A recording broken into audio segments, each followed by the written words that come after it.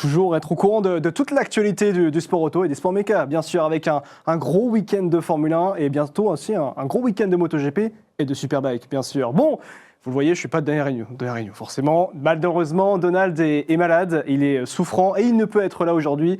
Et on a appelé un super sub, on va dire ça ainsi. On va essayer d'être au niveau forcément de Donald, un peu Liam Lawson. J'espère pas avoir le même destin que lui d'ici quelques jours, du côté de chez Red Bull. Bref, gros programme, je le disais, avec de la Formule 1, avec le Grand Prix du Japon. On va débriefer tout ça avec tout le plateau, forcément. De la moto avec la preview du Grand Prix du Qatar et également du Superbike avec la course du côté de Hassan. Et puis une interview. Vous allez voir, je vais vous présenter le plateau. Il y a du beau monde, forcément, encore une fois, aujourd'hui. Jean-Louis Moncey, comment allez-vous? Comment ça va aujourd'hui? Très bien. C'est un peu endormi pour le Grand Prix du Japon. Mais la note de Canal, enfin des téléspectateurs, 10.6, mais je vous dirai pourquoi. 10,10, c'est pas beaucoup. Il y a des Grands Prix à 15, 16, 17. Rémi, pour la moto, et c'est vrai qu'il y a beaucoup de choses qui peuvent se passer ce week-end déjà. Oui, alors il va y avoir beaucoup de choses. En ce moment, on a des week-ends où on a MotoGP Superbike. Le week-end d'après, c'est la Formule 1. Moi, la Formule 1, c'est tout le temps. J'ai quand même regardé jusqu'au bout. Ouais. Après, il y a des enseignements. Bien sûr. Beaucoup d'enseignements. Et puis, l'interview du jour, Bruno Gillet, Bonjour. Bien sûr, journaliste de renom et de référence dans le monde de la moto. Comment ça va aujourd'hui? Bien. Et même l'actualité, il y a plein de choses à dire aujourd'hui. Oui, il y a plein de choses. Ouais. Ah, oui, là, il s'est passé des trucs dans le dernier Grand Prix. Oui.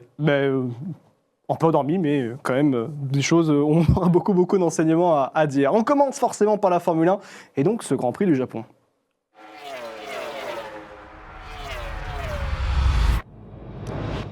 Le classement donc de ce Grand Prix du Japon avec l'extraterrestre Max Verstappen qui s'est imposé d'une manière assez forte et ça a commencé dès le samedi avec une incroyable pole position. Moi j'avais plutôt dit que c'était une pole position qui restera dans l'histoire de la Formule 1 tellement elle a été dans un contexte surprise et bien sûr la Red Bull on ne s'attendait peut-être pas à l'avoir à un tel niveau après un début de saison très compliqué. Puis Verstappen a surpris, Verstappen est toujours aussi extraterrestre et Verstappen, est-ce qu'on peut dire que c'est le meilleur pilote du monde, Jean-Louis? En ce moment, oui, sûrement. Et moi, je vais m'abriter derrière un double champion du monde qui est Fernando Alonso pour dire, quand il a appris la pole de Max, il n'y a que lui qui est capable de faire ça. Voilà. Il n'y a pas un plus bel hommage d'un vieux de la vieille, champion du monde, à un gars comme Max, qui n'a pas, alors l'anecdote, c'est qu'il n'a pas fait le circuit 3 secteurs, on est d'accord. Hein, aucun meilleur secteur. Il n'a fait aucun meilleur secteur, mais par contre les 3 étaient bons, mis bout à bout, c'était bien. Ouais. Mais il y a eu un autre problème, il y a eu une erreur de la part de Norris, mais ça je vous la raconterai après. Le Grand Prix, la victoire de Max Verstappen donc devant les deux McLaren qui est mis en faute et on va y revenir forcément par rapport à une stratégie passive où ils n'ont rien tenté. Il faut le dire ainsi, Charles Leclerc 4e devant George Russell et Andrea Kimi Antonelli, Lewis Hamilton 7e devant Isaac Hadjar et Alexander Albon et puis rookie pour la 2e fois dans les points cette saison, c'est Oli Berman avec la Haas. La course, on parle beaucoup de Verstappen forcément, mais la course de McLaren, est-ce qu'on peut dire qu'ils ont perdu finalement ce Grand Prix du Japon? Ça fait déjà plusieurs Grands Prix, donc déjà l'an passé, on a tous ici un peu débriefé les stratégies de McLaren qui de temps en temps sont un peu bizarroïdes. Je vous rappelle à tout hasard qu'il a fallu que Norris, qui était largement en tête, laisse passer Piastri parce qu'ils avaient promis à Piastri que ça c'est des choses qu'on ne peut pas faire.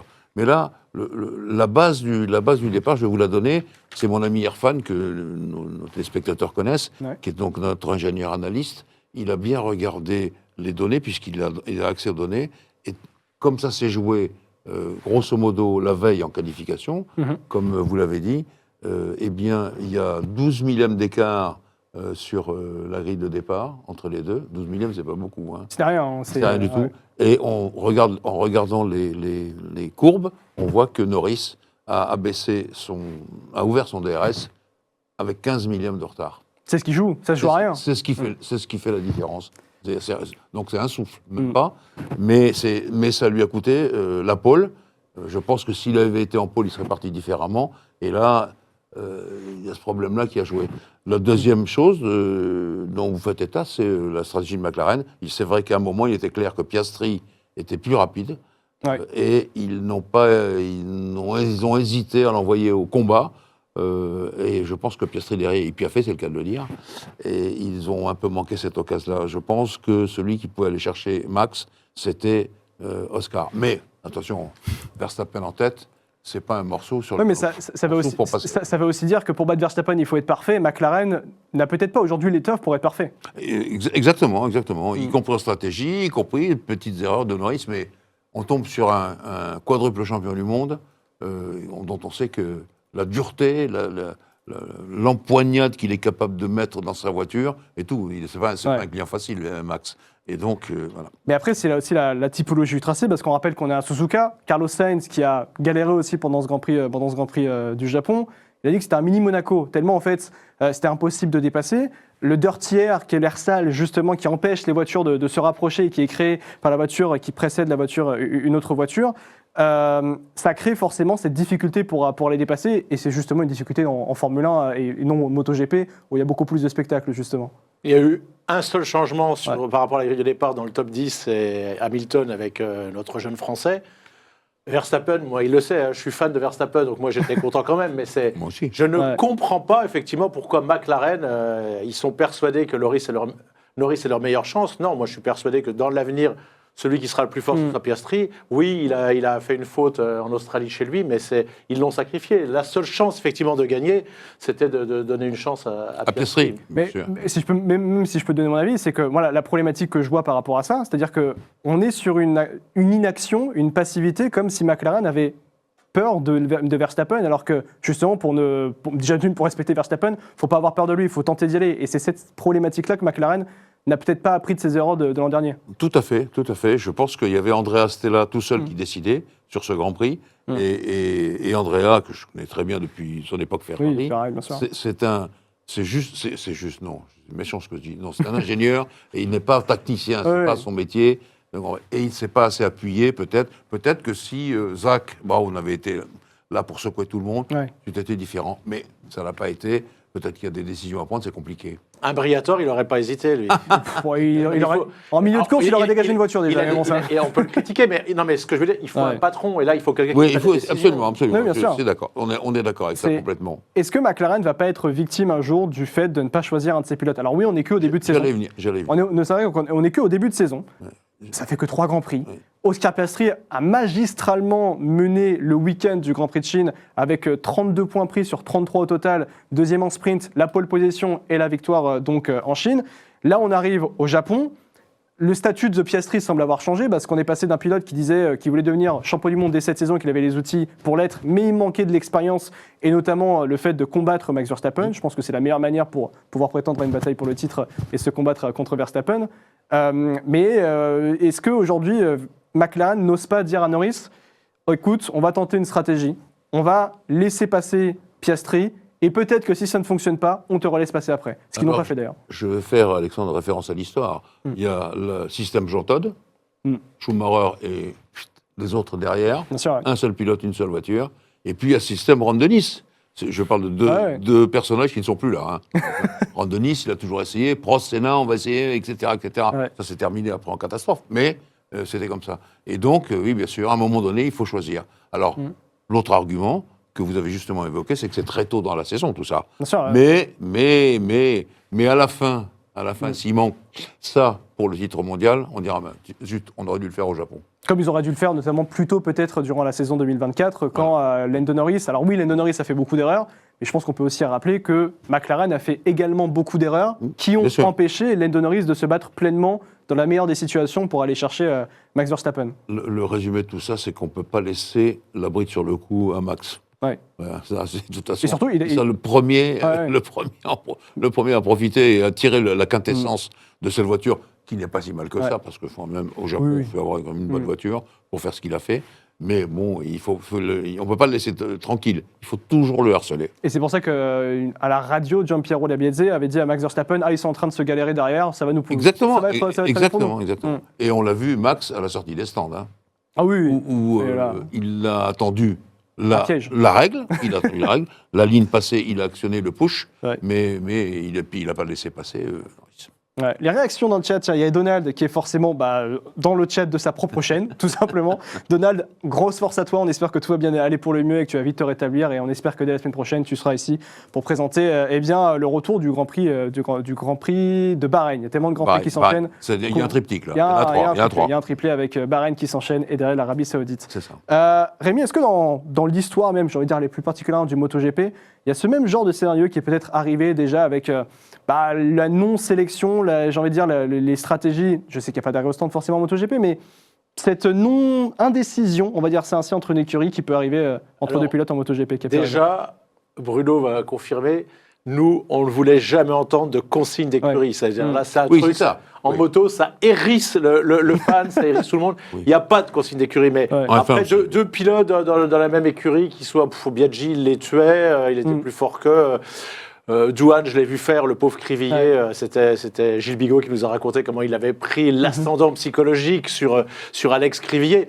C'était un garçon qui était blessé à la jambe et quand il marchait, s'il arrivait et qui est Crivillier, il ne montrait jamais qu'il avait une infirmité ou quoi que ce soit. Il le tuait psychologiquement. La seule fois, quand il commence à le battre de quelques millièmes, je ne sais pas si tu te souviens, il enchaîne la République tchèque et l'Autriche où il perd, il le pourrit parce que l'autre l'a battu. Alors qu'il a le droit, c'est son coéquipier.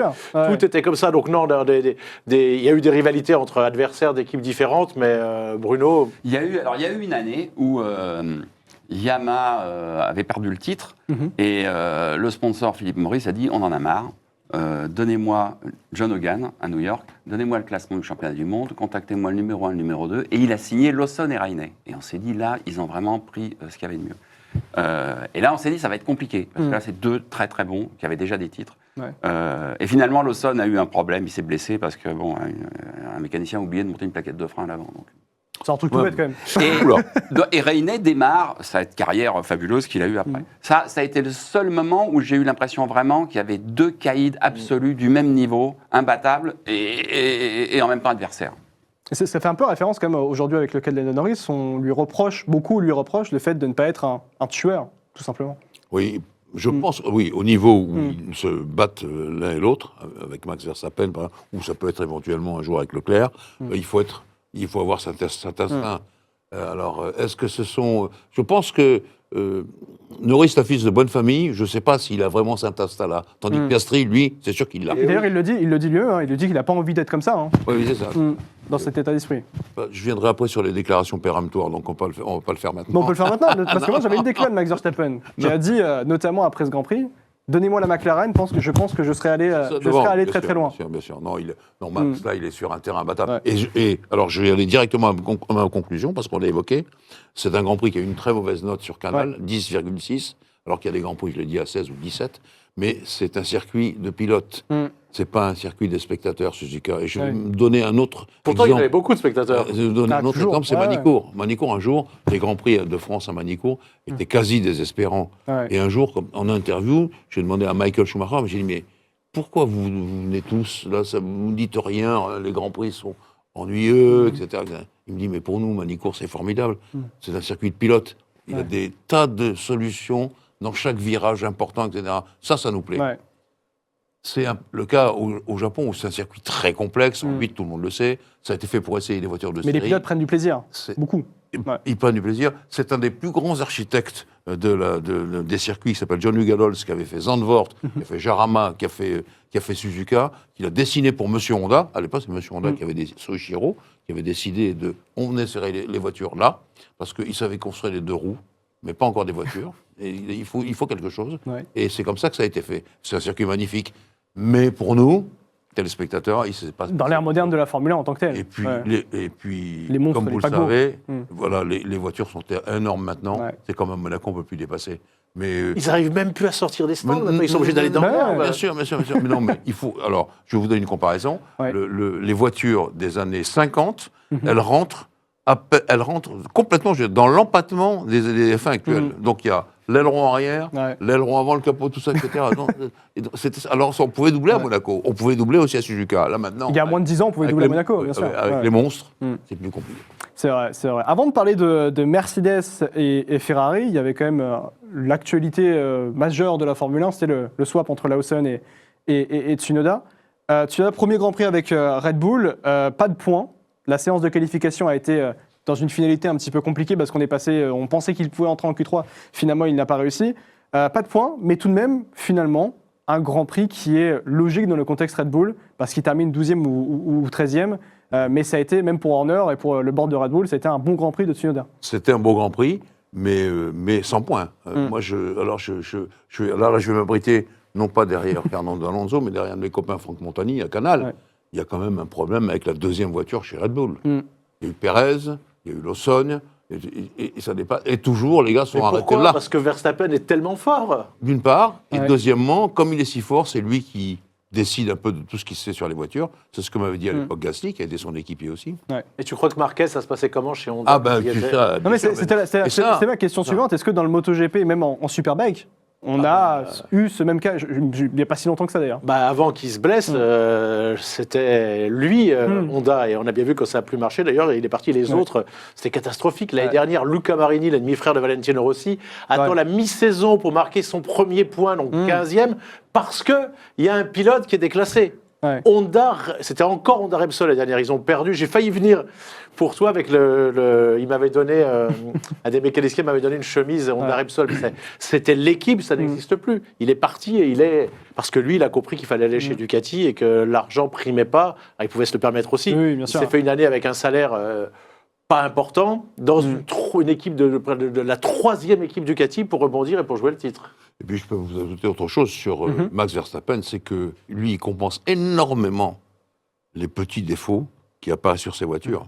Et ça empêche finalement les grandes évolutions, ou même les petites, pour une voiture meilleure pour l'équipier. Max, il gomme beaucoup de choses. Bien sûr, il prend sur lui tout seul. Dès qu'il se met à pleuvoir, il prend aussi sur lui. Il fait des choses formidables. Et donc c'est ça qui joue un peu et qui, je pense, pénalise, entre guillemets, du moment qu'il gagne, c'est pas grave, pénalise ses équipiers. C'est quand même à une autre question, de dire, dans le sens où Verstappen est tellement unique, en tant que talent même, j'ai envie de dire, en termes de pilotage au niveau de la monoplace, au niveau du ressenti. Est-ce qu'un autre pilote de la grille pourrait faire fonctionner cette Red Bull, et je parle de fonctionner, performer pour gagner, si ce pilote-là était dans la Red Bull? À l'image de Alonso, à l'image de Leclerc, à l'image même d'Hamilton, par exemple. Rien n'est moins sûr. Rien n'est moins sûr.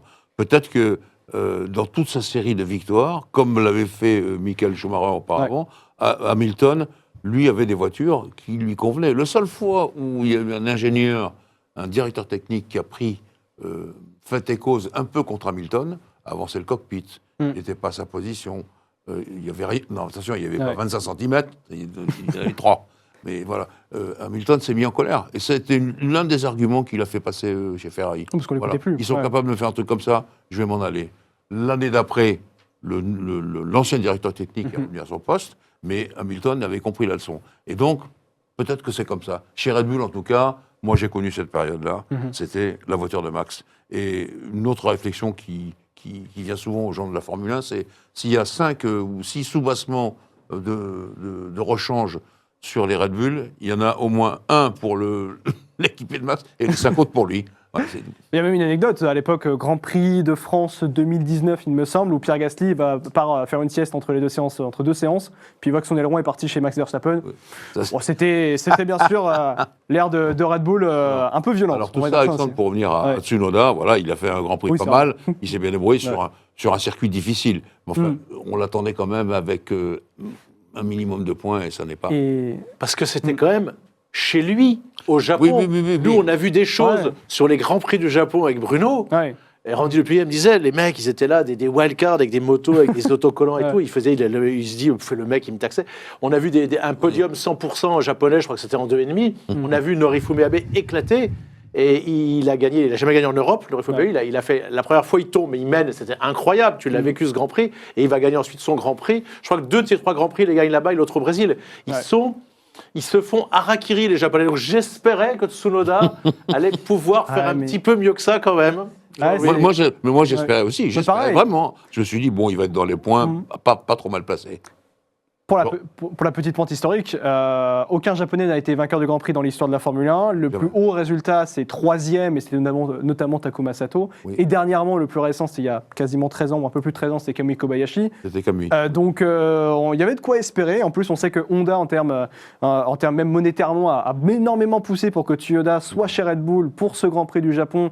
Et Red Bull, forcément, en a profité parce qu'ils avaient quand même besoin d'argent. On rappelle que Perez, qui part, c'est quand même une malle de 30-50 millions de dollars qui s'en va de chez Red Bull Racing. Donc, il faut absolument beaucoup d'argent et récupérer de l'argent en temps pour le développement et forcément plaire à Max Verstappen. Donc, tout faisait qu'on espérait que Tsunoda aille pour le mieux. Mais, petite pointe, on va dire, d'aide pour Tsunoda, c'est que le prochain Grand Prix, c'est quand même un circuit où tous les pilotes de Formule 1 ont roulé pendant au moins une centaine d'heures. C'est le Grand Prix de Bahreïn, c'est le circuit des essais hivernaux. Donc, pour Tsunoda, ça peut quand même aller mieux, Jean-Louis. Oui, sans doute. Ça, c'est maintenant, c'est des circuits sur lesquels on lime. Oui. C'était Barcelone avant, maintenant c'est Bahreïn. Barcelone va revenir d'ailleurs en tant que Grand Prix. Oui, mais enfin bon, les autres aussi, du coup, ils ont beaucoup roulé. Ah oui, tous. Tous. Même le cas inverse, c'est Lawson. Lawson, il n'a jamais piloté la Vicarb, il a eu un Grand Prix très compliqué. Et la Bahreïn, c'est là où va vraiment commencer la saison de Liam Lawson. On continue avec Ferrari et Mercedes qui ont été... Alors, je ne suis pas tellement d'accord sur Mercedes transparent, parce que Mercedes a été opportuniste et ils ont été bien présents. Et ça termine 5e mais 6e pour Russell et Antonelli. Très grosse course aussi d'Antonelli pour son 3e Grand Prix. 3e fois consécutivement dans les points. 30 points déjà. 30 points déjà. Dernière fois qu'un rookie a été aussi efficace, c'était Sir Lewis Hamilton, tout simplement, en 2007. Alors, très franchement, Alexandre, il manque la perf. Voilà, Ouais. je pense je vais résumer Notamment ce qu'a dit Charles Leclerc. Ouais. Que ce soit pour Ferrari ou pour Mercedes, il manque la performance. Ils ne sont pas du tout, Mercedes, à la hauteur de McLaren, avec le même moteur, je précise. Hein. Et donc, quand même, ça joue. C'est voilà la perf. Mais Charles l'a expliqué très bien. Hamilton l'a expliqué avec diplomatie. Mais c'est comme ça que ça se passe. Et donc, Kimi Antonelli, il n'ose pas beaucoup bouger. Il est jeune encore. Mais Russell l'a dit aussi. Il est jeune. Il est le plus jeune manque de perf. pilote à mener un Grand Avant Prix. mener un Grand Il y a Prix. 10 tours. Et puis la deuxième, le plus jeune, il a dégagé Verstappen. Le plus jeune a signé le meilleur tour en course aussi. Je pense, pour être honnête, qu'il y a Toto Wolff qui a dû dire... C'est le moment de le faire là maintenant. Oui. Fais-le, marque l'histoire. T'es mon fils prodigue. Je me souviendrai de là. Tu es mon fils préféré. Tu es le fils préféré. Mon fils préféré. Mais c'est vrai que, alors pour Mercedes, effectivement, Russell, je pense qu'il est en train d'asseoir son rôle de nouveau leader de Mercedes, qui est arrivé d'une manière un peu par défaut avec le départ de Lewis Hamilton. C'est dur de dire ça, mais c'est factuellement la réalité. Pourtant, là, sur cette saison 2025, il fait un double podium enchaîné donc en Australie puis en Chine. Là, au Japon, la performance ne pouvait pas lui permettre d'aller chercher un podium, mais Mercedes a maximisé, contrairement à Ferrari, tout à fait. Où ça a été compliqué, même si Leclerc a fait sa meilleure performance de la saison pour l'instant, et que Lewis Hamilton, ça a été compliqué. Cependant, Ferrari a toujours des difficultés avec cet essai 25. Pourquoi, en fait, tout simplement ? Je pense que c'est une voiture un peu compliquée. Je pense que là, vous avez écouté les déclarations de Charles Leclerc. Il commence à peine à comprendre. On est déjà au 3e Grand Prix. Ouais. Alors, bien sûr, quand on va être champion du monde, il faut comprendre tout de suite. Ça, c'est que c'est complexe. Ouais. Et puis Hamilton a toujours, ce qu'on avait déjà dit tous ici, le problème de discussion avec ses ingénieurs, la façon de travailler, qu'il soit italienne ou anglaise, la façon de travailler de Ferrari. Et c'est un peu compliqué pour lui encore. On voit bien que sur 2 ou 3 échanges radio, la connexion n'est pas automatique. Ça joue quand même encore un peu. Enfin bon, moi je pense que c'est la performance qui manque. Voilà, il manque de performance. Et Mercedes aussi. J'aime bien faire la transition, la comparaison par rapport au monde de la moto entre le MotoGP et le Superbike, mais ce genre de manque de communication, à quel point ça peut, par exemple, même en moto, j'ai envie de dire, jouer des tours. On en parle, ça va sans doute arriver. Il y a déjà eu des essais, il y en a certains, l'année dernière, il y a des pilotes MotoGP qui ont dit qu'ils n'en voulaient absolument pas, ils vont être obligés, mais c'est... Je me souviens quand on avait essayé de faire commenter à Philippe Monneray les 24 heures du Mans, Randy Le Punier, il le fait parce que c'est sur un tour, c'est enregistré, mais là, c'est pas comme en voiture. Oui, c'est dur de parler. T'es pas là, t'es en apnée, t'es au Mugello, t'imagines la ligne droite. Ça va être, je pense que ça va être... Est-ce qu'il y a vraiment besoin de ça en moto ? Je pense que l'intérêt de l'organisateur... c'est pour les téléspectateurs. Oui, d'accord. Comme ils l'ont fait en Formule 1, c'est évidemment de mettre une info en plus, du piquant. Voilà. Mais après, c'est pas pas vraiment indispensable parce qu'il n'y a pas de ravitaillement. Donc, de toute façon, la stratégie de course, voilà, tu vois, ils peuvent déjà avoir sur leur tableau de bord des infos qui viennent descendre en disant change de mapping, des choses comme ça. Donc, je pense que c'est plus pour le spectacle. Et effectivement, à moto, ça va être compliqué, ça peut être perturbant. C'est dangereux. Et je sais pas, mais tu verras que ça va arriver. Ah oui. Ah bon Moi, je suis, Ah oui, oui. je suis persuadé que non. Moi. Ah si, C'est impossible. et Je trouve que c'est impossible. C'est déjà, on en a débattu dans l'émission l'année dernière. C'est parti. Je suis assez d'accord parce que tout simplement c'est Liberty Media qui est arrivé et donc C'est eux bien qui sûr, ont et demandé. que eux, ils Ah, vont eux qui ont imposer, demandé. Alors, qui est arrivé, c'est pas encore fait. pas encore fait. Ça L'Union européenne devrait ouais, être ouais, fait. Ça devrait être fait, bien sûr. Moi, je vois pas ça arriver. Ouais. Parce Ah, qu'il y a- si, non, je veux ouais. dire, la seule chose qu'on peut dire en moto, bon, déjà passer un classement, mais peut-être qu'il y a les panneaux, etc., c'est sur les pneus, peut-être économiser ou faire quelque chose comme l'a fait Marquez. Mais t'as vu qu'il n'avait pas besoin de radio, hein, il le de radio. Voilà, admettons. Ah non, le bien reste, sûr. c'est à fond tout le temps, la moto. Oui. Alors donc, il n'y a pas de stratégie à adopter, il n'y a pas de conseils à écouter, ni des ingénieurs. Et nous, puis ils sont partis sur 20 tours, allez, je dis ça comme ça, 20 tours. Ouais. Et puis c'est à fond tout de suite. Non, je vois pas l'intérêt. Alors Mais que les Bruno, Américains... t'as dit pourquoi. Mais C'est que- effectivement. Parce que là, moi, ce que j'ai aimé, par exemple, dans le Grand Prix de Formule 1, Que les Américains... outre que Verstappen, Ouais. et je vois qu'en fait, tu lui rends hommage parce qu'il y a 4 ans que c'était face à Hamilton. Non, c'était pas non, très- c'est ça. Non, mais ça c'est... non. Mais ce Ouais. qui m'a plu, c'est Albon, un Thaïlandais, un bouddhiste qui s'est agacé. Et tu comprends bien qu'il n'était pas content contre son équipe parce que le ton qu'il a pris, c'était Oui, c'est un incroyable. tempérament très, Jamais on très l'entend calme. comme ça. Ouais. Il est Mais- très gentil quand il est au mais- micro de Canal dans Vous l'interview. croyez que les motards, il y aura ça chez les Ah oui, comme la C'est moto. vrai que moi On y j'ai va. j'ai une peur, c'est que alors nous en Formule 1, la FIA, ils régulent vraiment tout ce qui est mots un peu Enfin, plus haut que l'autre, ah. on va dire ça ainsi. En moto, on sait qu'ils sont notamment beaucoup en interview, ils se lâchent beaucoup. Si en interview ils se lâchent beaucoup à froid, à chaud, là aussi ça peut être, ça peut Ils être se lâchent de intéressant. moins en moins quand même par Oui. rapport à autrefois. Mais ça sera que dans un sens, hein, pour Bien l'instant. sûr, ouais, ouais. Parce que là, pour parler, quand tu es pilote moto, d'ailleurs on le voit bien, Randy, C'est ça, fait je son tour chrono, vois c'est pas- trop dur. Je vois pas comment ils veulent faire. Dans Je vois pas. le chat, ça dit même, je ne vois pas l'intérêt de mettre les radios des pilotes en moto, nous dit Scandi. Oui, moi je suis assez d'accord. L'intérêt, il n'existe que par... Marketing, communication pour la Marketing, télévision. Il y en a déjà de la communication entre les stands et le Bah, pilote. il y a le panotage, il y a. Non, mais- oui, pardon. Non, non, Mais au sur tableau de bord. sur le tableau de bord, Il y a depuis pas envoyer quelques des années, infos. Voilà. il y a toutes les Il n'y a rien infos. d'autre. Il n'y a rien Il n'y a d'autre. pas. Bah alors, voilà. Ça suffit. Ça, c'est la. On est bien sine qua d'accord. non. Normalement, Ouais, mais ça suffit. Alors, je vois pas comment ils vont forcer les team managers à parler aux motards pour répondre que les Pour être motards honnête, répondent. moi je pense que voilà, c'est exactement ce que j'allais faire. C'est la question juste de l'argent. S'il y a plus de Franchement. moyens d'avoir des téléspectateurs et d'impliquer téléspectateurs, Jean-Louis, Je pense que c'est pur. Ouais. La moto, Liberty c'est, Media. pour moi, la moto, c'est pur. Ah oui, il n'y non, a, mais, pas de autour, ça- etc. Ça va, et je pense que ça restera comme ça.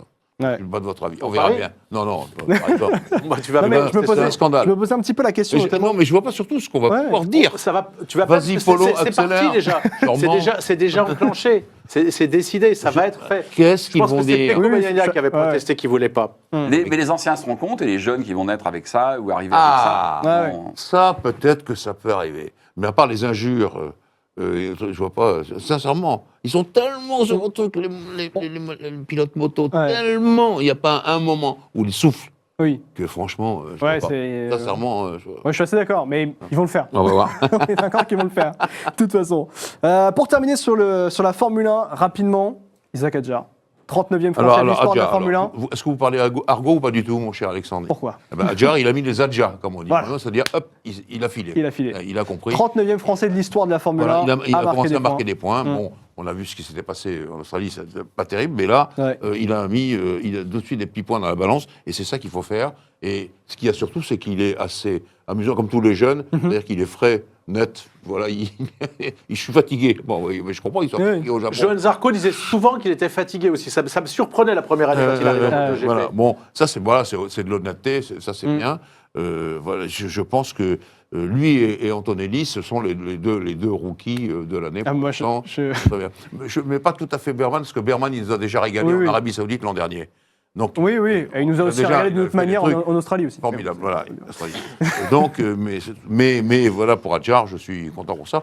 Et puis, si on vient après son équipier, le Carlosson, ça c'est une autre paire de manches. Statistique par rapport à Isaac Adjar pour terminer. 7e en Chine devant une Mercedes en qualification. Qualifié 7e au Japon devant une Ferrari, celle de Lewis Hamilton. Absolument. Il a obtenu ses premiers points donc du coup au Japon avec une séance de qualification, donc je le disais, extrêmement intéressante. Et puis, au classement pilote, c'est le premier pilote Red Bull, affilié Red Bull, de la grille au classement pilote, hors Max Verstappen. Voilà, puisque là, Mais c'est quand même pas le premier Français. C'est pas le On va premier. pas oublier Ocon qui a quand même déjà 10 points. Oui, c'est vrai, oui, bien Donc sûr. il est loin Oui, devant. oui, Et puis alors bien une sûr. chose, je le pressentais. Oui. Est-ce que ça a été spontané de la part du Canadien? Villeneuve aurait été présenté ses excuses, aurait été discuté avec Isaac. Présenter ses excuses, je dirais que j'ai pas l'information, j'ai vu cette Je info. l'ignore complètement. Ouais. Pour l'histoire de Caïd. Oui. Franchement, Ouais. j'ai peur qu'il ait été obligé. Ouais. On Alors enquêtera là-dessus. obligé, mais je sais pas, parce que je vois pas Villeneuve se S'excuser. juger comme ça. Mais Ouais. bon, ça. Oui, après parfois ça peut arriver d'avoir des mots plus haut que l'autre Ça, sans peut- pouvoir les penser. toujours. et c'est T'as des quand mots même le qui droit, Comment quand t'es commentateur. Non, de- c'est oui. Jacques qui n'aime pas trop les jeunes, qui arrivent et qui vont les pieds et les mains. Donc Ah, là, il va être embêté Notamment- cette année. Il y en a partout des Il y en a rookies. partout, Ouais. c'est vrai. Et je suis en train de réfléchir pour Rookie. Alors on a parlé de Burman, on a parlé d'Adjar, on a parlé d'Antonelli, Attention à ce que tu vas dire là. Bortoletto on part pas. et On part, bien sûr Jack Douane. Douane. Douane Bah, qui alors. il c'est pas mal. Il Alors. a fait 15e, je crois, de mémoire. mais Douane, alors, pour terminer, Douane a peut-être vécu son dernier Grand Prix avec Alpine. Ah bah, ça fait de la peine parce que. Ça fait beaucoup de peine, je suis Ça d'accord. fait deux Ouais. grands prix pour un pilote qui dégage, là 3 pour celui-là. Et il n'aura jamais eu sa chance, quoi. C'est quand même le Alors, fils de, Est-ce que Alpine voulait lui donner sa chance de Mick Douane, le 4 champion du moto. aussi, mais alors, il débute à Suzuka. Donc on a vu que c'était un circuit le plus complexe, d'ailleurs pour moi, le plus complexe, le plus dur et Ouais. pas le plus dangereux de toute la F1. Bon, les gens parlent de Spa, etc., qui est beau, mais hein, Suzuka, pour moi, c'est le nec plus ultra. Ils lui font manquer P1, la première séance d'essai, pour mettre un Japonais à la place. Ça veut C'est dire, vrai. mon petit gars, anecdote, Oui. qui vient de se barrer de chez Alpine. Voilà aussi. voilà, qui s'est barré, d'ailleurs, en plus. Voilà, ils mettent ça. Probablement qu'il avait de l'argent, etc. Il fallait, on est là. Son ingénieur, il avait un ingénieur en course, il le donne à Gasly. Comment il peut réagir, ce gars-là? Il dit, alors j'ai envie de dire à Alpine, virez-le, vous voulez le virer, virez-le. Après, Arrêtez. s'il a le même caractère que son père, c'était quelque chose. Ouais, alors Mick c'est pas Douane. du tout la même chose. Alors, vraiment, c'est un gars qui est beaucoup plus, enfin qui est très gentil, qui Donc, est. il a pris le caractère de sa maman. Alors. Peut-être. Comment Ouais. est-ce que vous pouvez réagir? Je Ben oui, oui. comprends ce gamin. Après, bon, alors bien sûr qu'il a fait une erreur. Il oublie de baisser son DRS, d'accord, ok, bon, ça va. Il s'est pas une boîte d'ailleurs, cher, hein, 50G, c'est beaucoup. Mais franchement. Il se sentait mal d'ailleurs après le Grand Prix du Franchement, Japon, il boitait, alors- il était pas très bien. Ouais. Alors tout ça va me faire, pour conclure mon cher, Ouais. parler des péremptoires. Donc je vous souviens que Lawson avait dit je ne suis pas en F1 pour me faire des amis. Hop, il n'en a pas d'ailleurs, ça tombe bien, mais il avoue. Ça me rappelle le premier patron d'Alpine quand ça a été repris, c'était le cher Laurent Rossi. On n'est pas là pour faire les ozos. Et enfin, dans tout cas, je regarde mon classement, Alpine, 0 point. Ouais. Toutes les autres équipes ont marqué, les ozos. Voilà. Alors les gens péremptoires, je m'en méfie. Voilà. Et je pense que Lawson, c'était un peu dur pour lui quand même de tout d'un coup le déboîter comme ça. C'est la Ça, c'est du la Briator dureté peut-être, de mais Red bon, Bull. voilà. Et même pour terminer par rapport au propos même de Guido van der Garde, qui est un ancien pilote de Formule 1, un des meilleurs amis de Max Verstappen. Très sympa, et néerlandais, Guido. Très drôle aussi d'ailleurs. Très drôle, Qui absolument. avait dit, qui avait qualifié cette rétrogradation de Jack Douane, non pas de Jack Douane, je suis un peu rapide, mais plutôt de Liam Lawson, en disant que ça ressemblait à du harcèlement moral plus qu'à une décision reflétant à Qu'est-ce qu'a des fait sportifs de Max niveau. Verstappen? Il a liké. Il a liké. Et Moi, il ce a- que j'ai bien aimé, c'est Verstappen, c'est comment il a chambré un petit peu sur le passage dans l'herbe de son Norris, adversaire. bien sûr, ouais. Norris. Ouais, c'était assez drôle. Ce qu'il a dit. Il est bon quand même. Hein. Ils ont voulu le museler en l'empêchant de dire des gros mots. Non, mais- je pense que non. Finalement, c'est son caractère Ouais. comme ça. Lui, il va pas passer sa vie en Formule 1. Oui. Il peut partir C'est d'un dommage jour, pour vous. oui, il peut partir d'un jour à l'autre. Ouais. Il a plein d'autres choses dans sa vie. Il n'est pas forcément. Il est exactement. Je radote comme sa mère. Sophie Kumpen était comme ça. Exactement. Un Mais tu jour, comprends mieux pourquoi elle a dit- j'étais fan de lui, elle a même dit- si avec Donald, Non, vous c'est- avez tous fait non, la tête mais- quand il a perdu le titre face Non, à c'est pas Hamilton. ça, c'est pas ça, mais J'étais le seul à être content. je Et trouvais j'aime que- ce mec, il le rentre dans la gueule, Oui, passe-moi l'expression. il au avait des propre manœuvres de figuré. Cartman qui ne plaisaient pas en F1, et moi, à moi non plus d'ailleurs. Donc c'est pour ça. Mais après, bon, on va pas te donner une Légion d'honneur parce que t'es des fans de Max Verstappen, mon pauvre ami. Non, Tu non, peux mais c'est toujours parce courir. que, c'est parce que Voilà. peut-être que les motards, on préfère ce style. Mais non, les motards, c'est pas comme. Regarde les motards, Quoi regarde ce que fait Marquez. Ouh là là, alors là, tu viens de lancer un Là, sujet. C'est le meilleur Ça, du monde. ça nous permet Oui, Mais ça, enfin, oui. c'est ça, vraiment, vrai. il est Ça, très c'est vrai. tellement fort. Ça nous permet de conclure sur la Formule 1. Voilà, ça me rappelle et aussi le classement du championnat du monde pour terminer tout de même sur la question de la Formule 1. Un Norris, 62 points, 2 Verstappen, 61. Il a 1 point. Ouais. Et dans le contexte où je rappelle qu'à partir du Grand Prix d'Espagne, et on va terminer sur la Formule 1, passer à la moto, je vous jure, ne vous inquiétez pas, d'ici le Grand Prix d'Espagne, au Grand Prix d'Espagne, il y aura une introduction la durcissement du règlement autour de la flexibilité des ailerons. Et c'est très bien ça pour Red Bull. Pourquoi ? Parce que Red Bull, aujourd'hui, ils sont très bons et ils attendent avec impatience le Grand Prix d'Espagne, car ça permettra, semblerait-il, à McLaren, de perdre en performance. Donc, c'est Red Bull les grands gagnants de ce Grand Prix du Japon et sur la suite de tout ça, bien sûr. J'ai noté quelque chose, c'est que bon. pour l'instant, nous, on a des difficile courses avec- sprint. Oui. Oui. On en a trop en moto, Ouais, d'ailleurs. Là, il y a des ouais, choses. tout Pour le temps, l'instant, oui. Ouais. attention au leader, parce que sur la course sprint, c'est là où Verstappen et Piastri ont replié sur lui. Hein. Eh oui, c'est pour Oui, ça. Et oui, 1 point contre 6 et 7. Il faudra qu'il fasse attention à ces courses sprint. Notamment. Tu veux me rappeler le premier vainqueur de la première course sprint de la saison ? C'est un Lewis Hamilton. Hamilton. Voilà. Et au classement. Mais heureusement, parce que combien il a de points Au revoir, Si- à bientôt. si- à bientôt. S'il n'avait pas gagné, s'il n'avait pas pris ses points, ouais, regarde, pas regarde, d'interview. avec le dégagement, s'il n'avait pas pris ses 8 points, il aurait exactement 6 points. Arrête Il serait pas dans le top d'arracher 10. Mais je l'ai noté ici aussi. Pour terminer, le classement constructeur McLaren 111 points, c'est la seule écurie à être au-dessus des 100 points. Mercedes deuxième, ce qui est une bonne nouvelle pour Mercedes d'être Oui, deuxième. c'est bien. 75 points. Red Bull, uniquement des points de Verstappen, troisième. Ferrari quatrième avec 35 points. Williams 19 points. Sinon sixième As, septième Aston Martin, Racing Bulls huitième. Kick Sauber neuvième. Sauber qui fait très bien. C'était une écurie de F3 l'an dernier. Là au moins c'est une écurie de Formule 1, c'est déjà bien. Et puis Alpine, seule écurie donc à ne pas avoir 2 points. Vive la France. La moto désormais.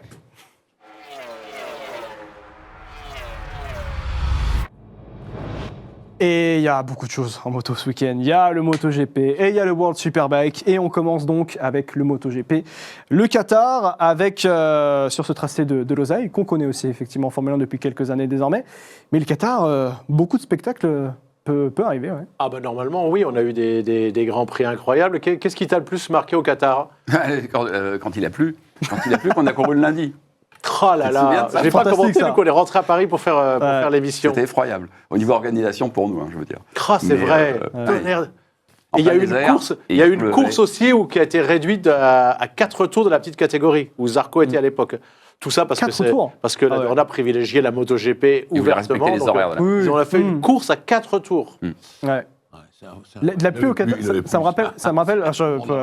J'étais il y a quelques semaines en Arabie Saoudite, à Jeddah, j'étais convié par la Formule I, et il pleut. Et c'est un truc. Il surprenant. n'arrive jamais. J'arrive jamais. Je comprends pas comment je suis tombé sur de la pluie à Jeddah, mais bon.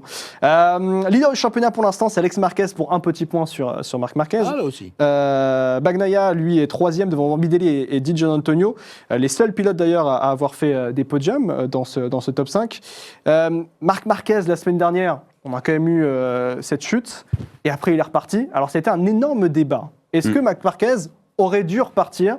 Et je sais qu'en off, on en a parlé, on aurait dit, normalement, il aurait dû s'arrêter. Mais il y a la discorde entre vous deux. Qu'est-ce que t'en dis, Alors Darren déjà, ce qu'il faut voir, c'est qu'il a mené tout le monde comme il a voulu, parce qu'il a pensé que les autres allaient suivre, ils l'ont copié. Il ne faut pas oublier qu'il a décidé de changer de machine, Ça, de s'en aller. C'était énorme. Ça, Il c'était fait drôle. ce qu'il veut pour l'instant. Si Verstappen est le patron en Formule 1, Marquez, ça y est, il est très à nouveau malin, le patron. et il connaît bien Très le règlement. malin. Mais c'est surtout ça. Il a Ouais, bossé. aussi, Non, mais aussi, il fait il tout connaît son le métier. règlement. C'est-à-dire pas seulement aller vite sur la piste, Ouais, mais oui, il y a quelqu'un qui rigolait en disant chez la chambre de Marc Marquez, le papier peint, c'est le règlement du MotoGP.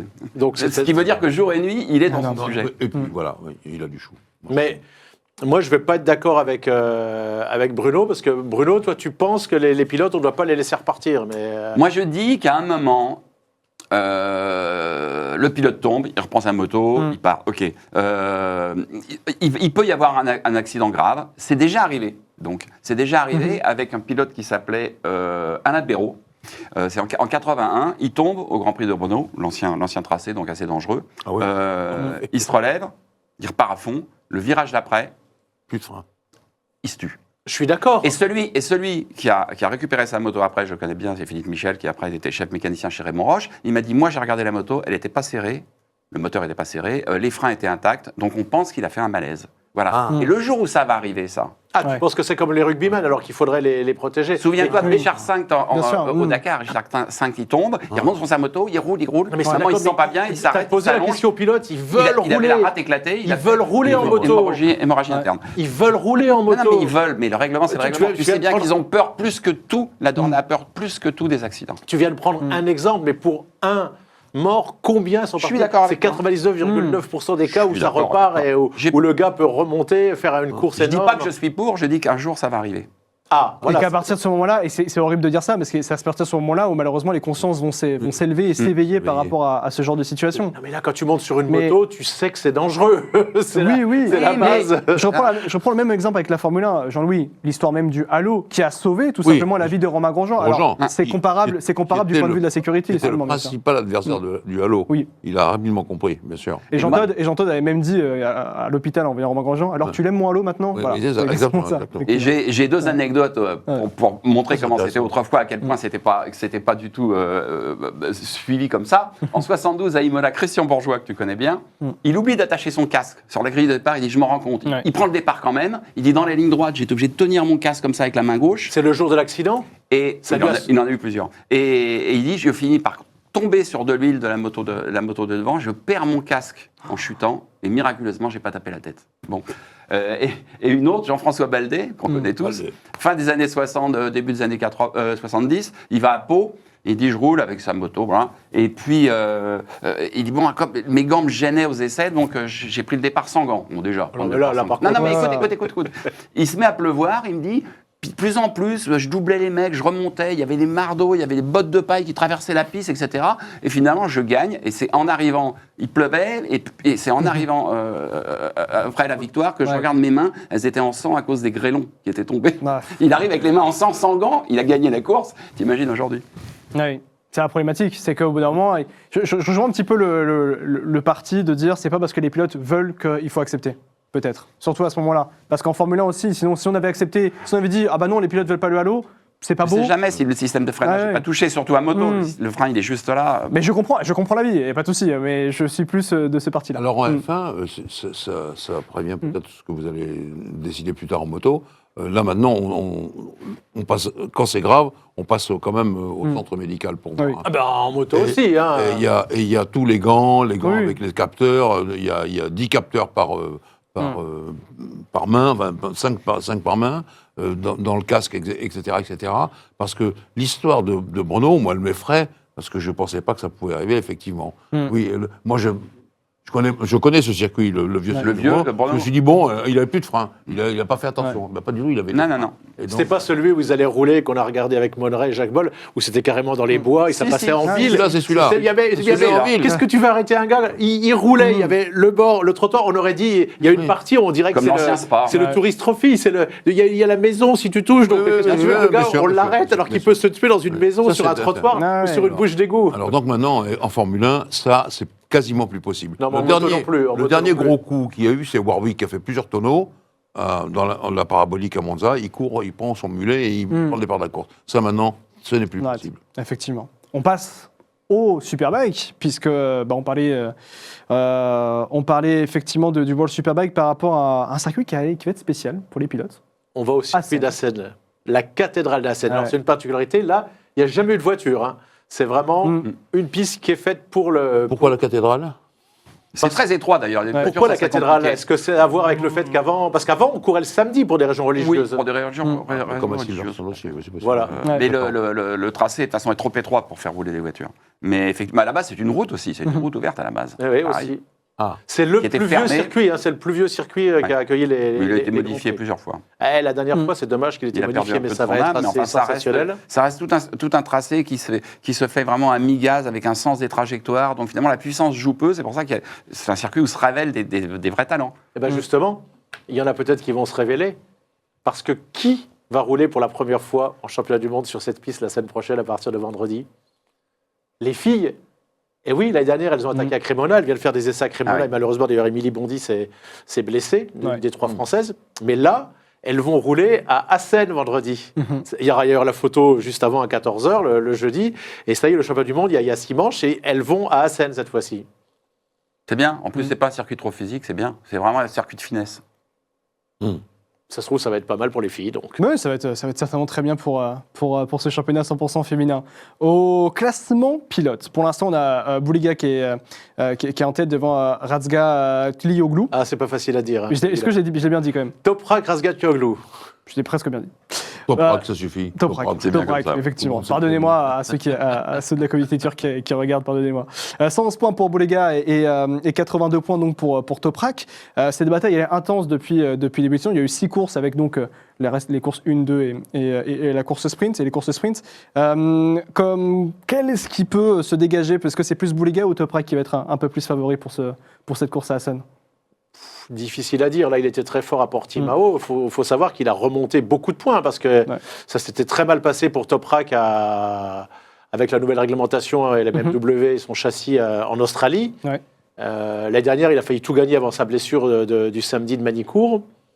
Je pense que là, ça va être plus ouvert que l'année dernière parce que on a compris que Bautista. 4e pour l'instant. Oui, mais on sent. On en a discuté avec Eric De Seine. Bautista, on peut très bien en fin d'année avoir Bautista en retraite et Jonathan Ray qui est toujours pas là, qui va être encore remplacé une nouvelle fois par Jason O'Halloran, un pilote australien du championnat BSB. C'est déjà qu'il a la Yamaha, son championnat est râpé. Donc on pourrait, si jamais il part d'ailleurs chez Honda ou ailleurs, on pourrait en perdre en MotoGP, pardon, on pourrait avoir les 10 derniers champions qui seraient d'un coup rayés de la grille de départ. Auquel cas, ça sera un renouvellement pour les jeunes et pour Boulega. Cette année, il a sa chance. Il ne faut pas oublier que Boulega, c'est Dario Marchetti qui m'a expliqué l'histoire. Il vient de la VR46 et en Grand Prix, il se débrouille pas mal au début. Et puis, il va avoir un gros problème familial avec son frère. Donc, du coup, il va se fâcher avec ses parents et il va retrouver dans le paddock, non pas MotoGP, mais Superbike, il va retrouver une famille avec l'équipe Ducati à Aruba. Et il va rebondir comme ça, il va être champion du monde Supersport en étant très au-dessus du lot. L'année dernière, déjà, pour un pilote qui monte, je vous rappelle, les Français, ils ont essayé. Chambon, Fabien Foret, même s'il n'avait pas la bonne moto à l'époque. Il n'y en a aucun, Charpentier, il n'y en a aucun. Ils ont été champions du monde pour ces trois-là, déjà en Super Sport. Mayas aussi, aucun n'a réussi à passer le cap. Et lui, tu veux dire de la Superbike. Et lui, direct, ça va être intéressant avec Boulega. Mais pour répondre à ta question, parce que j'y serai, ça va vraiment être effectivement... On disait à l'époque, en Grand Prix, parce que ça arrivait plus tard, ça arrivait fin juin, que Assen était le juge de peine ou en moto. Là, on va vraiment déjà avoir une vraie indication. Comme les Suzuka d'ailleurs en Formule 1, juge de paix des performances pilotes et même performances mécaniques. C'est très complet comme ça. Très complet, forcément. Pour ce qui est du MotoGP, on en a parlé un petit peu juste avant du classement par rapport au top 5, top 6. Est-ce que c'est toujours Marc Marquez qui va être, j'ai envie de dire, le favori absolu pour cette course? Alors pour cette course, probablement, mais pour le titre, oui. Après, il y a vraiment un sujet qui commence à agacer Alex Marquez. Ils s'entraînent tous les deux, ils s'entendent très bien. Il y a des frères, Christian Saron m'a expliqué quand je commentais avec lui, il me dit, avec tout ce que j'ai fait pour mon frère, il ne faisait jamais de cadeau, Dominique. Il y a beaucoup de frangins, ça ne se passe pas comme ça. Et là, tu as quand même l'impression, ça se goupille bien comme cette histoire. À chaque fois, en début d'année, en plus, à chaque fois, toutes les courses, il était premier, l'autre est deuxième. Donc, ça prend des points à Pecco Bagnaia ou d'autres. Morgan Marquez est blessé. Personne ne s'imaginait ça. Personne ne s'imaginait ça. Ça veut dire aussi que bravo Alex Marquez qui a passé un cap. Régulier, extrêmement régulier. C'est pour ça qu'il est leader. Lui a donné des conseils. Mais bien sûr. Comme par hasard, Marc, il arrive sur la Ducati, il comprend des choses. Parce qu'ils ont la même moto maintenant. Quand il est sur la Honda, il ne pouvait pas lui donner des conseils sur la Ducati. Il a dû le conseiller. Parce que là, il a franchi un gap, c'est clair. Et il n'aurait jamais conseillé à un autre adversaire que son frère. Mais Marc Marquez, il est capable de gagner tout. Là, tu as vu comme il domine. Quand il tombe pas, oui. Là, il est tombé, mais il avait 2 secondes d'avance. Sinon, il écrase tout le monde. Il y a eu quand même 6 courses, il était 6 fois devant, jusqu'au début de saison. Donc, moi, je considère que il est vraiment au-dessus du lot. De toute façon, tu mets le meilleur pilote du monde sur la meilleure moto du monde, à ton avis, c'est quoi le résultat? Moi, j'ai attaqué quelques années après toi. S'il ne se blesse pas, son seul ennemi, c'est lui-même. C'est-à-dire moi, j'ai attaqué quelques années après toi, entre Valentino Rossi, Stoner, Lorenzo, tout ce que j'ai vu, Mick Doohan. Le plus fort et de loin, dans les 30 ans que j'ai suivis, c'est Marc Marquez. Je suis d'accord avec toi. Justement. Une question? Bien sûr. Oui, tu peux me dire, on a déjà évoqué ça dans une émission précédente, est-ce que le fait que Marquez domine comme ça peut entraîner un phénomène comme il y a eu par exemple en Formule 1 à un moment donné sur Schumacher? Est-ce que trop de domination, il y aura un peu de... Bien sûr. Non pas de ras-le-bol, mais de... Quelle est ta position là-dessus? Oui, bien sûr, on l'a vécu, ça, on l'a vécu à l'époque de Avec Douane, c'était pas Mick marrant. Douane, qui était, en plus n'était Ouais. pas un communicant du tout. Alors quand il empilait les victoires, il a pris 5 titres de suite. Il y a un moment, C'est déjà arrivé. s'il y a David, il faut qu'il y ait Goliath, quoi. Il faut que. Oui, mais C'était tu sais, pas un comme moi communicant. Ouais. tu sais comme moi que maintenant il y a les sondages et les machins, enfin, tu connais les résultats. C'est ça. Hein, voilà. Et donc peut-être que c'est ça qui pousse les éventuels acheteurs américains à dire il faut faire parler les bulles. Je ne vois pas ce qu'ils vont dire, mais enfin bon. Tu fais Mais pas- on le Ah voit, ouais, on non, le voit bien sur sûr. les réseaux. Hein. Il y en a qui disent, bon, de toute façon, Marquez va gagner. Bon, maintenant, là, au moins l'année dernière, il avait une moto de l'année d'avant, donc il partait du milieu de la grille. Et le spectacle, c'était la remontée de Marc Marquez jusqu'au podium. C'était Ouais, ça ouais, qui était bien Ce intéressant. qui était intéressant. Alors là, maintenant, il a la meilleure moto, il est devant, il part devant, il s'en va. Ça me permet Oui, juste de faire une transition parce que là on commence quand même la question d'interview. Justement. Allez, on passe à l'interview et on continue de parler de tout ça forcément.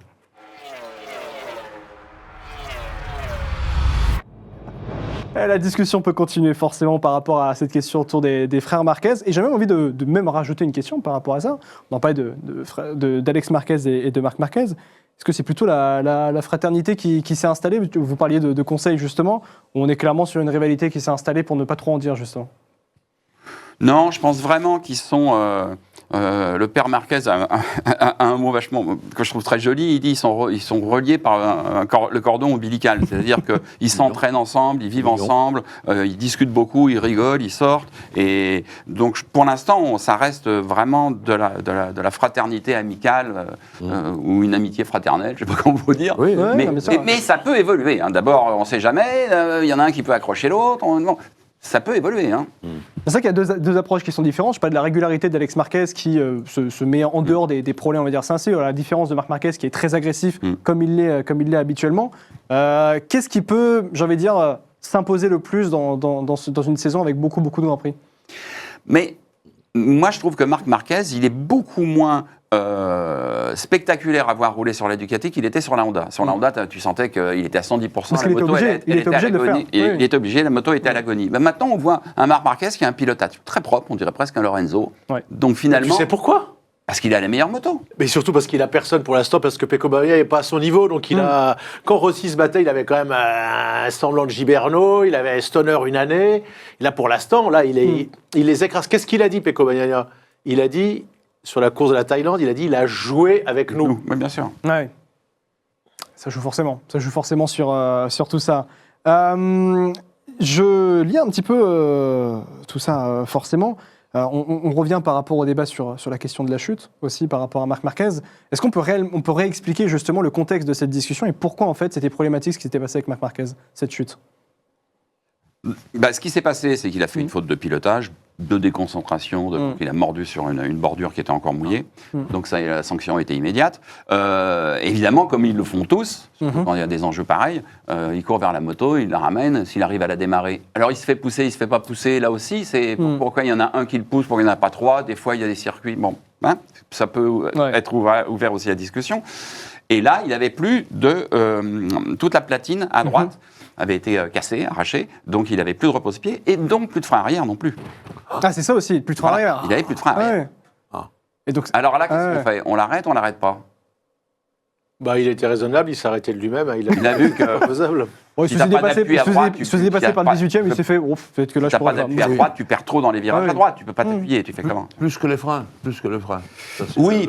D'accord. Juste avec le frein avant, ils y arrivent quand même, ils y arrivent bien. D'ailleurs, on le voit, ils sortent la jambe à droite, souvent au freinage. Dans une moto, C'est pas le plus important. C'est Mais ce que m'a appris Philippe Monneret à Marcoussis. Il m'a dit, moi, on m'avait dit qu'une moto, on freinait le frein arrière pour passer mon permis. T'imagines comment je savais glisser sur le périphérique? Ouais. Il m'a dit, mais tape dans ce frein avant. bien sûr. Voilà, C'est le frein arrière, il m'a 70%, 30%, mais sur les voitures d'origine, c'est réparti aussi. Hein. Il y a Oui, même oui, un bien il y a sûr, le freinage sur la bande, sûr. sur les Ouais. voitures de route, je veux Bien dire. sûr. Est-ce que tu sais à quoi ça sert vraiment le frein arrière en moto? C'est pour ramener à la corde, c'est ce que m'a expliqué Philippe.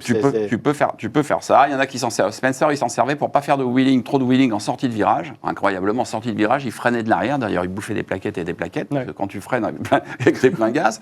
Mais qu'est-ce que ça a apporté, ça, justement Pour reposer l'avant. Voilà, pour éviter, parce qu'il n'y avait pas d'anti-wheeling à l'époque. Et sur sa 500, Spencer, en sortie de virage, il freinait de l'arrière. Il y a des pilotes comme ça, comme lui, qui avaient une certaine, j'ai envie de dire, des techniques marquantes, pardon, Ouais. comme celle-ci, qui sont à référence dans le monde de la moto? Oui, il y a ceux aussi qui se sont mis. Quand on rentre en courbe à droite, on a du mal à freiner parce qu'on a beaucoup d'angles et on n'a pas beaucoup de la place de mettre le pied, le débattement, etc. Donc Ouais. il y a des pilotes, dont Banania d'ailleurs, Pecco. Bagnaia. qui se sont mis le frein arrière au pouce gauche. D'accord. Et donc, plein de gens l'ont essayé, ça, dont Marc Marquez. Il dit, j'ai essayé tout l'hiver, j'ai pas pu m'y faire. Donc il y a ça aussi, quand tu as Ouais. 30 ans, c'est plus difficile de prendre de nouvelles habitudes. Il a 30 ans. Hamilton chez Ferrari, par exemple, qui doit Oui. s'habituer à... Oui, c'est toi, je ne savais pas du tout. Ouais, cette histoire de super pouce. intéressant, ouais. Incroyable, Dans ce que incroyable. tu viens de Arrière, dire, on pousse. il y a quelque chose que tu as vécu, toi, c'est l'arrivée des Américains qui Oui. savaient faire du grass track, du speedway, qui Oui. ont Oui. apporté, explique Oui. un petit peu comment ça Oui. s'est passé. Bah, le premier à frotter le genou, c'était Kenny Roberts. Et on l'a Ah. traité de fou. Et on lui disait, mais tu vas t'arracher le genou. Donc il a commencé par mettre des visières de casque tenues avec du scotch américain pour que ça glisse et qu'il puisse commencer. Avant qu'il y ait les sliders. Voilà, ça n'existait pas. Il n'y avait pas de slider. C'est lui qui a travaillé avec Denez, d'ailleurs. Denez existait déjà pour l'invention des sliders. Donc oui, les Américains ont amené un nouveau pilotage Formidable. où ils C'est ont formidable. montré qu'on pouvait faire dériver la moto en sortie de virage avec Ouais. des gaz. Et j'ai envie de dire, Dans le livre. Marquez glisse aussi de l'avant en plus maintenant. quoi. Donc, Est-ce sûr. que tu sais ce qu'il Ça, a c'est beau, dit hein. Parce qu'il était clairvoyant, puisque c'était le premier à faire ça. Ouais. Tu sais ce qu'il a dit un jour à Christian Saron Il a dit, vu le niveau et le palmarès de ces 30 dernières années, tu le sais peut-être pas, ça, du coup, Christian, t'as peut-être pas dit. Il a dit, j'ai honte que mon fils était champion du monde en 2000 et soit au palmarès avec tous les pilotes qui sont là. Oh, c'est violent. Ça te surprend non, mais il a toujours eu des rapports conflictuels avec ses enfants. Tu sais qu'il y a eu Avec la- Curtis aussi il y a eu la police qui est venue chez lui, il se battait, etc. Ah oui. Il y a eu. Voilà, c'est... Et Kenny, il aime bien boire un coup. C'est de la moto J'ai pas envie d'en On est dans la, on est dans la De la moto, moto, j'adore, On est en j'adore. Kenny, il aime moto, bien monsieur parler. Moncey. Donc il y a eu Ouais. un procès même. Hein. Donc oui, ça m'étonne pas. Oui. Alors après, il y a des gens qui disent il a un peu volé son titre parce que là, cette année-là, Bah, il a beaucoup plu. il a beaucoup plu. Donc lui, il était à droit sous la pluie. Et puis Douane s'était blessé, Rossi arrivait seulement, Voilà. Crivillier était encore Rossi sur les venait devoirs. d'arriver. Ouais, t'as raison. Ouais. Mais non, un titre, c'est un titre. Question un petit peu, j'ai envie de dire, osée. Voilà, parce qu'on aime bien quand il faut se mouiller. Par votre expérience, on rappelle que vous avez été commentateur télé-radio pour Eurosport, TF1, RMC, RTL, et auteur de nombreux livres, notamment qu'on va montrer dans quelques instants. En 40 ans de MotoGP et de Moto 500, top 3 des pilotes de l'histoire selon vous? Marquez en 1. Je dirais Rossi en 2. Ah bon, j'ai eu peur. Le troisième, c'est difficile. Hein. J'ai envie de mettre Roberts. moi. Oui. Kenny Roberts. C'est 3 titres seulement. Lawson en a 4 par exemple. Certes. Il est chez Vicarb, je comprends pas. Non, Et toi? Ah mais non, mais Rossi 1, Rossi 2, Marquez 1, troisième, il y a débat, ouais, là. Ouais, c'est... Ils disent Titi Lawson quand même. Tu mets Roberts devant, le nain jaune. Ah oui. Oui. Il lui a appris beaucoup à Lawson. Hein, Tu parce viens de que- nous dire qu'un titre c'est un Ouais. titre. Ben moi je mets Lawson du coup. Si tu Ouais, veux. ça débat, c'est bien. Jean-Louis, top 3 des pilotes de l'histoire de la Formule 1. Non, je peux pas. Ah, c'est non, dur, non, hein. alors je t'en donne des 5. Je suis obligé de Oui, mettre, 5. je suis obligé de mettre Fangio, je suis obligé de mettre Schumacher, je suis obligé de mettre Hamilton, Ouais. je suis obligé de mettre Max. Et alors, disons, il n'y a pas Clark, il n'y a pas Prost, il n'y a pas Senna. Tu mets Max, ça fait plaisir. Ouais, non, mais, non, Ah mais ouais. voilà, Ouais, donc, c'est ça, ouais. non, mais passer au-delà, oublier Jim Clark, oublier Stewart, j'oublie en plus, des gens comme ça, Ouais. qui ont été des gens absolument formidables. Ah non, c'est vrai que tu nous as dit les 40 ans, parce que sinon il y a Giacomo Agostini, bien évidemment. oui, Oui, bien sûr. Tu voir nous as dit le- les sûr. 40 ans. 40 ans. Hein. Sinon, attention, on Il y a revoit pas- notre Ouais. il n'y a trio. pas hein. que le style, il y a aussi la façon dont ces gars-là sont devenus champions du monde. Bien sûr. Pourquoi j'aime beaucoup Stewart? Dyslexique à 43%, incapable d'écrire quelque chose, sauf son nom, il s'entraîne encore, même maintenant, pour signer. Donc voilà, il ne sait pas lire, il ne sait pas écrire. Mais il sait piloter. Mais il sait piloter d'une manière Voilà, fantastique. d'une façon- Oui, là, quand même, je reprends, parce que Ouais. comme il a inclus tout le monde, voilà, si on refait le top 3 de tous les temps, c'est dans les 3, il y a, Ouais. sans discussion possible, c'est Marquez, Rossi et Giacomo Je Agostini. suis d'accord avec toi. Ouais. À go, ouais. bien sûr. Effectivement. Enfin, quand Pour même les, pas. pour les enfants. Non, mais t'avais dit 40 ans, donc... Moi, je dis 40 ans. c'est- Mais une fois qu'il a cité les anciennes, je me suis dit, oui, je oui, crois oui, qu'on oui, a oui. oublié Non, quelqu'un. On ne peut pas oublier Clark. Ouais, ouais. Notamment, il me semble que le site officiel de la Formule 1 a fait un classement des meilleurs pilotes de tous les temps et Alain Prost est dans le top 3, si je me Oui, trompe c'est pas. possible. Ah bah, c'est- Ouais, Alain Prost, pardon, je te tutoie. oui. Il ne s'est battu qu'avec des champions du monde ou ceux qui allaient devenir Notamment, champions du quasiment dès sa première saison, Niki Lauda. monde. Voilà, exactement. Et une perte de titre pour 0,5 points, pour être encore plus précis. Voilà. Justement. À quoi on peut s'attendre, notamment, Bruno, pour ce qui est un petit pronostic du Superbike de ce week-end? Assen, on sait qu'on a parlé de la cathédrale, justement. Un petit peu un temple, et il peut se passer beaucoup de choses, forcément, mais à quoi on peut s'attendre? Alors, Assen a une particularité, c'est qu'il y a une météo néerlandaise et qu'il peut pleuvoir dans un virage et faire soleil à l'autre bout du circuit. Dans l'autre, À tel point. Et le premier qui arrive, à Assen, on dit il ne faut jamais prendre la tête trop tôt, parce que le premier qui arrive sur le mouillé, bah, tu as le temps de le voir qui perd l'avant avec ses slicks. Je pense que Valman a gagné un Grand Prix comme ça que Jacques a perdu pour cette raison-là. C'était en Angleterre. Je crois que c'était en Angleterre. Ah ben là, le coup du dernier tour. Le coup du dernier tour, il le crois bat. que Ça, celui-là, c'est à Donington Park, Voilà, c'est sûr. ça. Ouais. Il y a également, par exemple, le seul podium que Jean-Michel Bell va faire, Ouais. c'est à Assen, et il tombe à la chicane, tu te souviens pas? Avec la 500 Non, ça, je pense que c'est À en 2,5, 2,5, avec oui. la 2,5. Donc c'est très piégeux, cette histoire de météo. Et comme il pleut 17 fois par jour, mais 10 minutes 10 minutes. C'est infernal. Ah, c'est exceptionnel, forcément. Les deux dernières questions, notamment sur une question un peu plus sport méca français. L'équipe Tech 3 qui a beaucoup bougé forcément ces dernières années.